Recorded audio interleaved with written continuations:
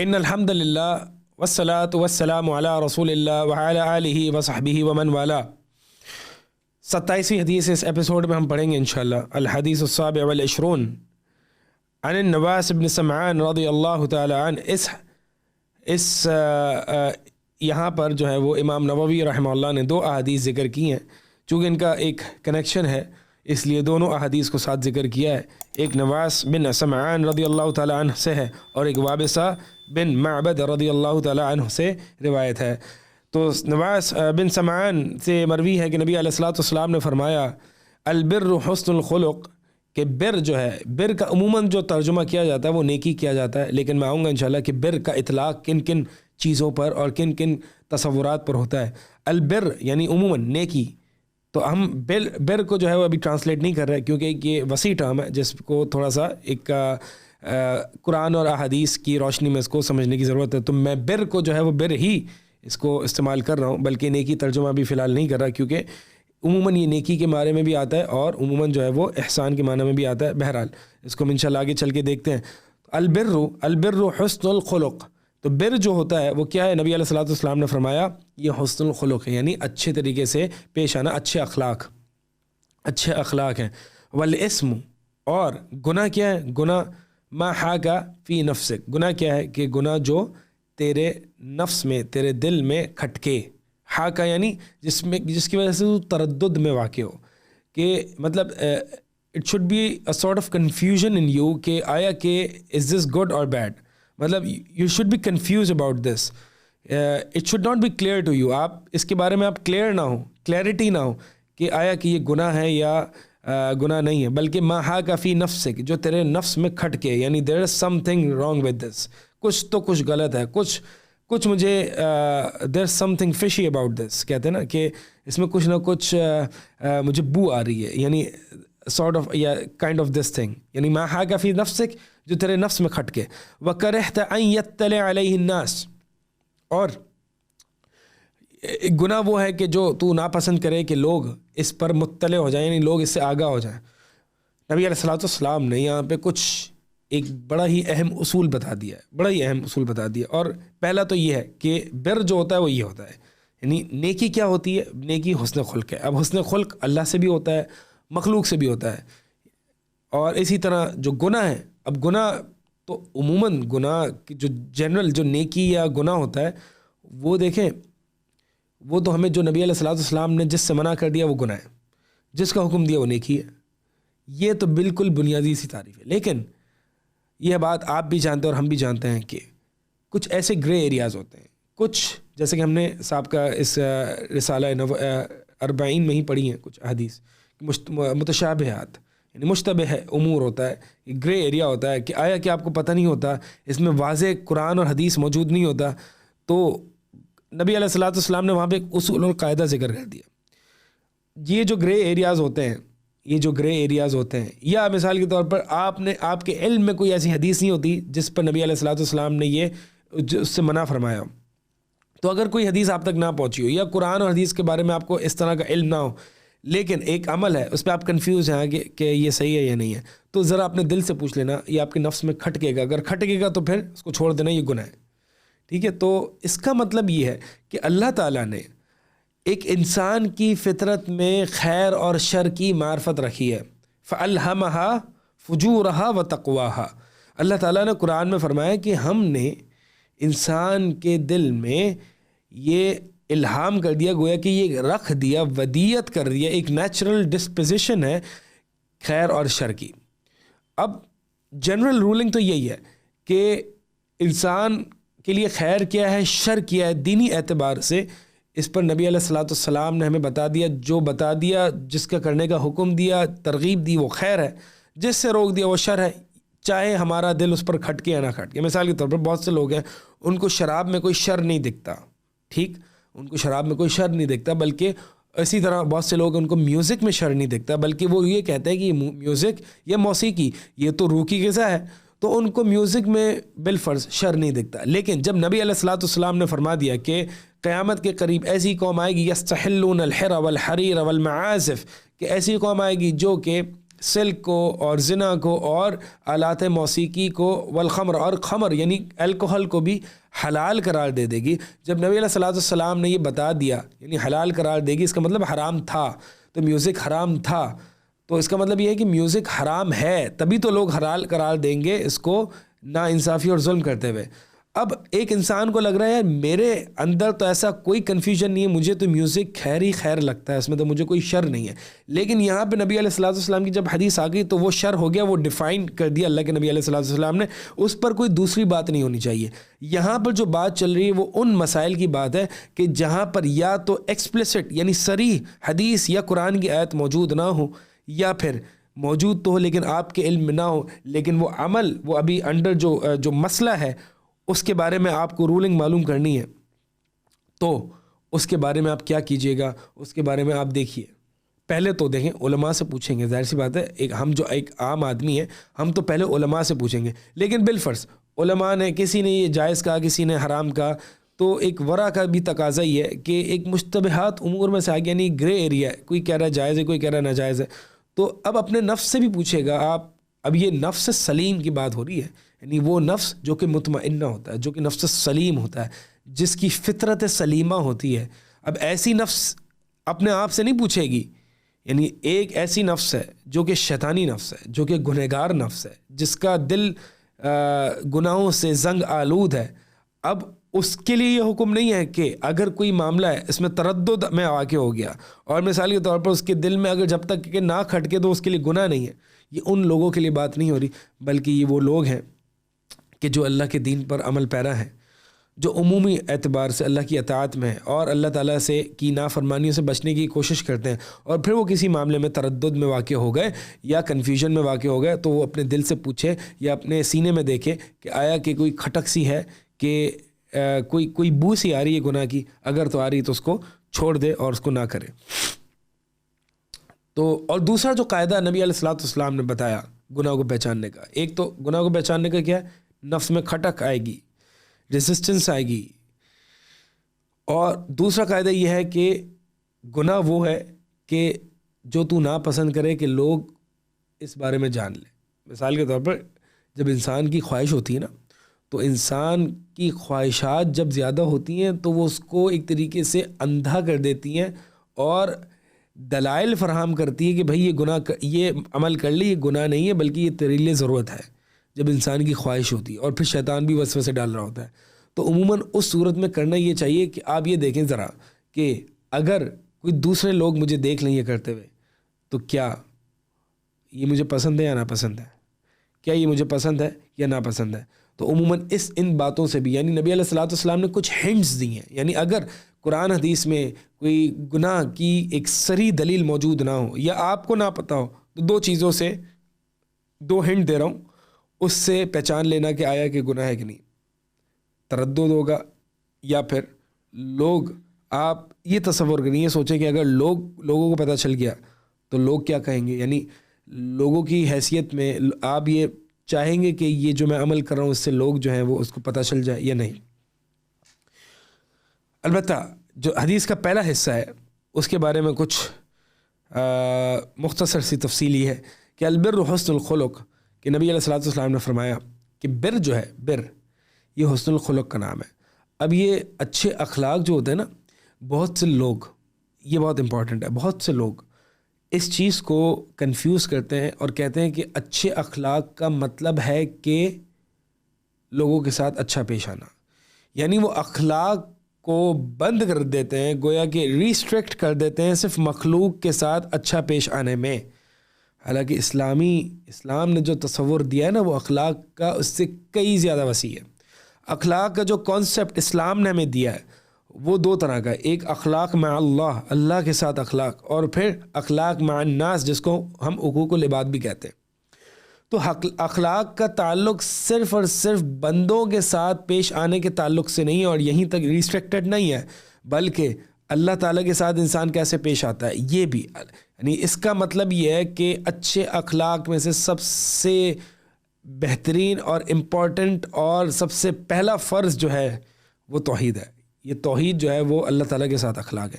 اسی لیے آپ دیکھیں عائشہ رضی اللہ تعالی عنہا فرمایا کرتی تھیں کہ یہ جو قرآن ہے یہ کانا خلقہ القرآن، کہ نبی علیہ الصلوۃ والسلام کے اخلاق جاننا چاہتے ہو کیا ہے؟ نبی صلی اللہ علیہ وسلم کے اخلاق جو ہیں وہ قرآن ہے۔ اب قرآن میں اللہ کے ساتھ بھی اخلاق کی بات ہوئی ہے، توحید کی بھی بات ہوئی ہے، شرک سے بچنے کی بھی بات ہوئی ہے، اور یوم آخرت پر ایمان یعنی ایمانیات کی بھی بات ہوئی ہے، اور مخلوق کے ساتھ اچھا پیش آنے میں بھی بات ہوئی ہے۔ تو عائشہ رضی اللہ تعالیٰ عنہ نے اس کو جنرلائز کر دیا، کہا کہ یہ قرآن جو تھا نا یہ نبی علیہ الصلوۃ والسلام کے اخلاق تھے، یعنی پورا کے پورا۔ تو نبی علیہ یعنی اس کو یہ بتلانا چاہا کہ اخلاق کا دائرہ جو ہے وہ بڑا وسیع ہے، اخلاق کا جو دائرہ ہے وہ ایک بڑا وسیع ہے۔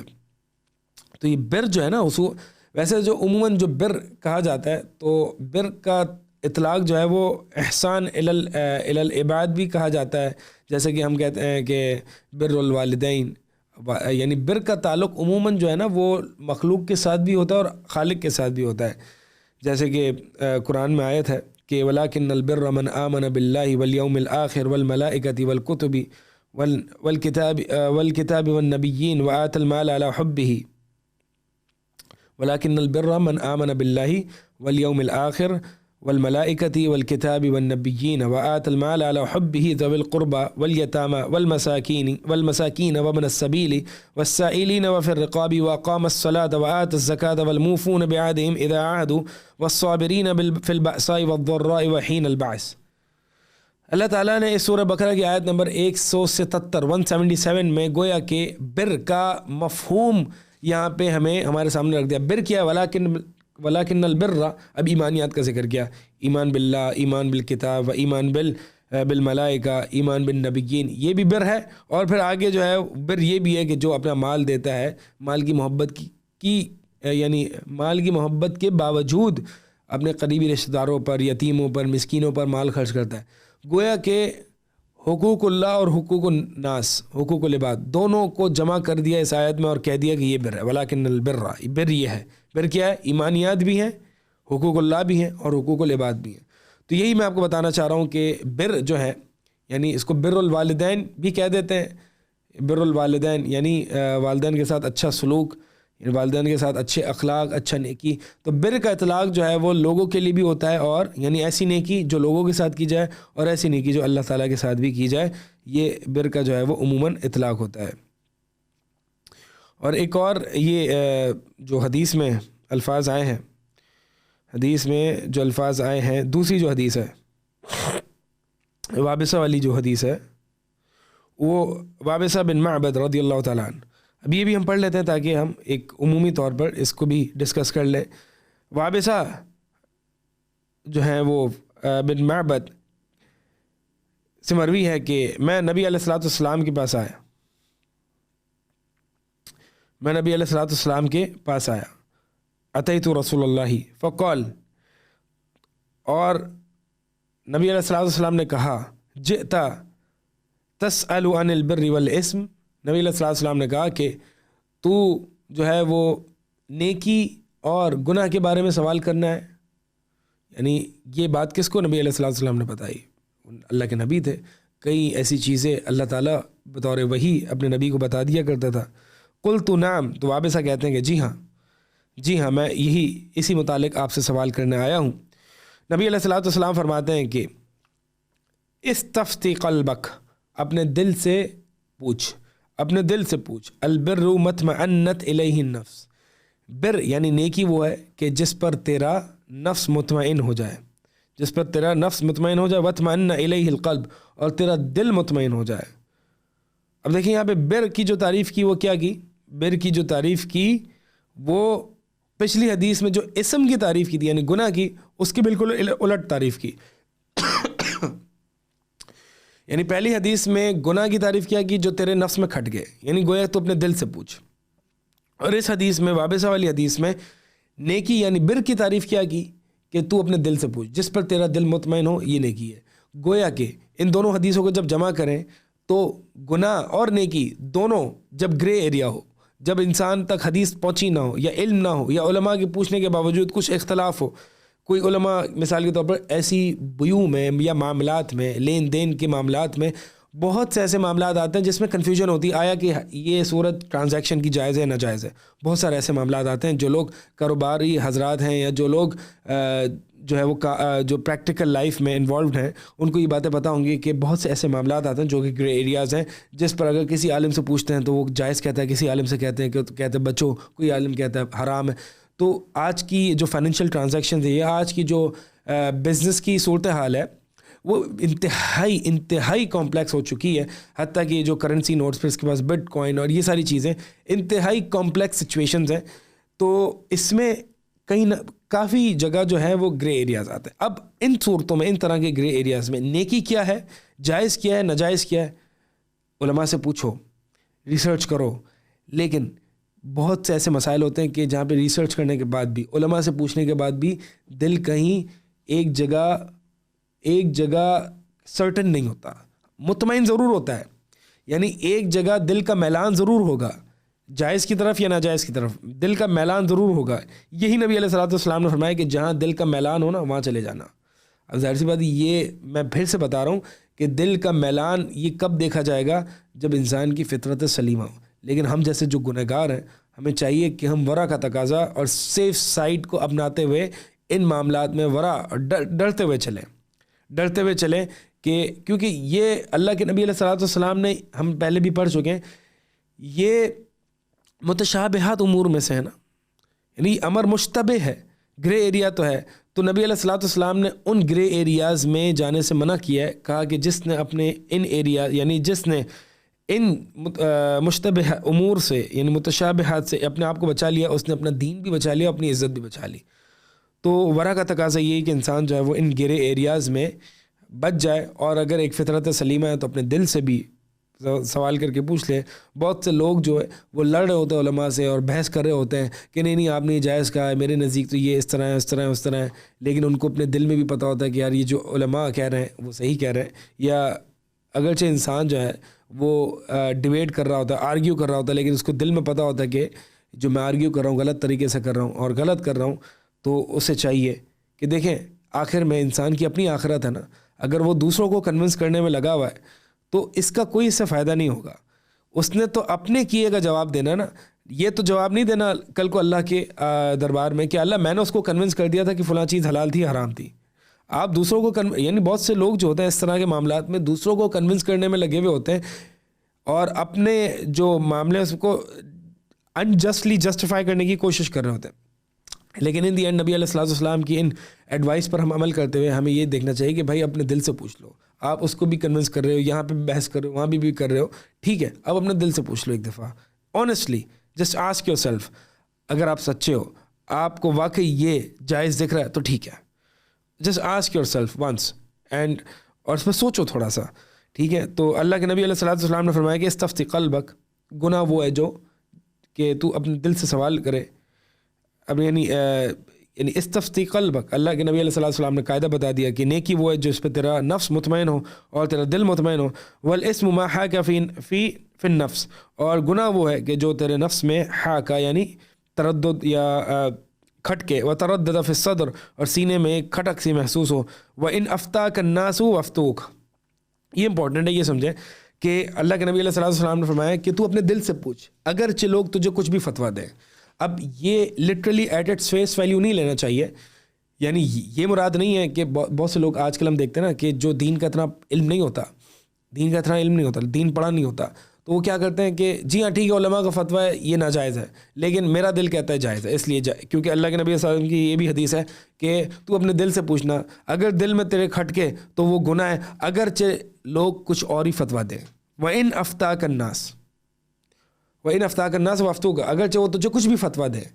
اب نبی علیہ الصلوۃ والسلام کی جو الفاظ ہے نا کہ گناہ اور نیکی یہ ہے جو تو اپنے دل سے پوچھ، اور جو تیرے دل میں کھٹکے وہ گناہ ہے اگرچہ لوگ اس کے مخالفی فتویٰ کیوں نہ دیں. یہ ایک اس شخص کے لیے ہو سکتا ہے کہ جو دین کا علم رکھتا ہے، اور اگر تو فتویٰ دلیل کی بنیاد پر ہے، قرآن حدیث کی ٹھوس دلیل کی بنیاد پر ہے، تو آپ نے فتوے پر ہی عمل کرنا ہے. لیکن اگر کوئی شخص اپنی رائے یا اپنی ظن اور اپنے گمان اور وہم و خیالات کی بنیاد پر یہ کہتا ہے نہیں مجھے تو لگتا ہے کہ یہ ناجائز ہے، تو اگرچہ ایسا فتویٰ دینے والا کوئی شخص ہے تو پھر اپنے دل سے پوچھو. لیکن اگر ایسا فتویٰ دے رہا ہے جو قرآن حدیث ٹھوس دلائل پر مبنی ہے، تو پھر وہاں پہ اپنا دل نہیں چلے گا یا وہاں پہ اپنا خیال نہیں چلے گا، بلکہ وہاں پر جو ہے وہ فتویٰ ہی چلے گا جو قرآن اور حدیث کے مطابق ہے. تو یہاں پہ جو نبی علیہ الصلوۃ والسلام نے اپنے آپ سے پوچھنے کا کہا ہے، اگرچہ لوگ فتویٰ دیں اس کے مخالف ہی، یہ اس صورت میں ہے کہ جہاں پر لوگ فتویٰ جو ہے وہ محض اپنی رائے اور گمان کے مطابق دے رہے ہیں، کسی دلیل کی بنیاد پر نہیں دے رہے. تو یہ کچھ اصول اور قواعد جو ہیں وہ ان دو احادیث میں بر اور اثم یعنی گناہ اور نیکی کے حوالے سے ذکر کیے گئے ہیں. ان کو لٹرلی یعنی ان کو تمام احادیث کے مجموعے کے اس میں سمجھنا چاہیے. یعنی بہت سے میں اس لیے بار بار اس کو ایمفیسائز کر رہا ہوں کہ بہت سے ایک لبرلائزڈ ورژن آف اسلام بھی لوگ پیش کرتے ہیں، یعنی ایک آزادانہ بنیاد پر جو دین اسلام کو سمجھنا چاہتے ہیں کہ وہ یہ اس طرح سے ایک نیریٹو پیش کرتے ہیں کہ بھئی دین ان اس کلرجی کا نام نہیں ہے. یعنی we are not dependent on Islamic scholarship. یہ کلاسیکل اسکالرس جو کہتے ہیں کہیں، علماء جو کہتے ہیں کہیں، بس دین is your personal relationship with your God. اور دین میں جائز وہ ہے جو آپ کا دل جس پر مطمئن ہو، گناہ وہ ہے جو آپ کے دل میں کھٹ گئے. بس دین یہ ہے، یعنی گناہ اور نیکی کا یہ ہے. کیونکہ اللہ کے نبی علیہ الصلوۃ والسلام کی حدیث یہ ہے، اگرچہ لوگ آپ کو علماء کچھ بھی کہتے رہیں، یہ ایٹ اٹس فیس ویلیو نہیں لیا جائے گا. ٹھیک ہے، اس سے بہت سے لبرلز، ان طرح کی احادیث سے بہت سے لبرلز جو ہیں وہ ایک کلاسیکل اسکالرشپ کو ڈس اون کر دیتے ہیں، ڈسکریڈٹ کر دیتے ہیں. اور ایک اتھارٹی ہے، ایک کلرجی کی اتھارٹی، العلماء ورثۃ الانبیاء، علماء جو ہیں وہ انبیاء کے وارث ہیں. دیگر احادیث کو بھی دیکھیں نا، جہاں پہ اللہ کے نبی علیہ الصلوۃ والسلام نے اس امت کے علماء کو، جو کہ صحیح علماء ہیں، جو کہ قرآن حدیث کے مطابق جو علماء فتوے دیتے ہیں، ان کو اللہ کے نبی علیہ الصلوۃ والسلام نے کیا فضیلتیں دی ہیں، ان کا کیا مقام اور مرتبہ بیان کیا ہے. ان طرح کی بھی تو احادیث کو دیکھیں. آپ ایک طرح کی حدیث کو دیکھ رہے ہیں اور دوسری احادیث کو ڈس اون کر دیتے ہیں، تو ظاہر سی بات ہے آپ اپنے منمانی ایک ورلڈ ویو اور ایک نیریٹو پیش کریں گے جس پر نہ نبی علیہ الصلوۃ والسلام خوش ہیں، نہ علماء خوش ہیں، اور نہ یہ قرآن و سنت کے مطابق دین ہے. تو دین یہ personalize relationship with God نہیں ہے. یس، دین is your personal relationship with God, but how to maintain this relationship یہ آپ کو اسکالرز بتائیں گے. اور اسکالرز وہی ہوں گے جو کہ قرآن حدیث کے مطابق بات کریں گے. اصل سورس ہماری قرآن حدیث ہے، اصل سورس اسکالرز نہیں ہے. اسکالرز آپ کو صرف قرآن حدیث ایکسپلین کریں گے، کیونکہ یہ دین کا سلسلہ جو ہمارا چلا آتا رہا ہے، انما العلم بالتعلم، علم جو ہے وہ سیکھنے سکھانے سے چلا آتا رہا ہے، سینہ بسینہ پاس ہوتا ہے. ایسا نہیں ہے کہ اب ہو سکتا تھا اللہ تعالیٰ قرآن دے دیتے، نبی علیہ الصلوۃ والسلام آگے لوگوں کو قرآن دیتے اور کہتے کہ نہیں خود پڑھو خود سمجھو. نہیں، نبی علیہ السلام لتبین للناس ما نزل الیہم، اللہ تعالیٰ نے قرآن میں فرمایا کہ ہم نے یہ قرآن نازل کیا ہے نبی تاکہ آپ لوگوں کو بیان کریں، ایکسپلین کریں کہ جو ان پر نازل کیا ہے. تو نبی علیہ الصلوۃ والسلام جو ہیں وہ قرآن کو ایکسپلین کرنے والے ہیں، اور جو علماء حق ہیں وہ نبی علیہ الصلوۃ والسلام کی بات کو ایکسپلین کرنے والے ہیں. اللہ تعالیٰ سے دعا ہے کہ اللہ تعالیٰ ہمیں یہ بات سمجھنے کی اور اس پر عمل کرنے کی توفیق عطا فرمائے. اقول قولی ھذا استغفر اللہ لی ولکم.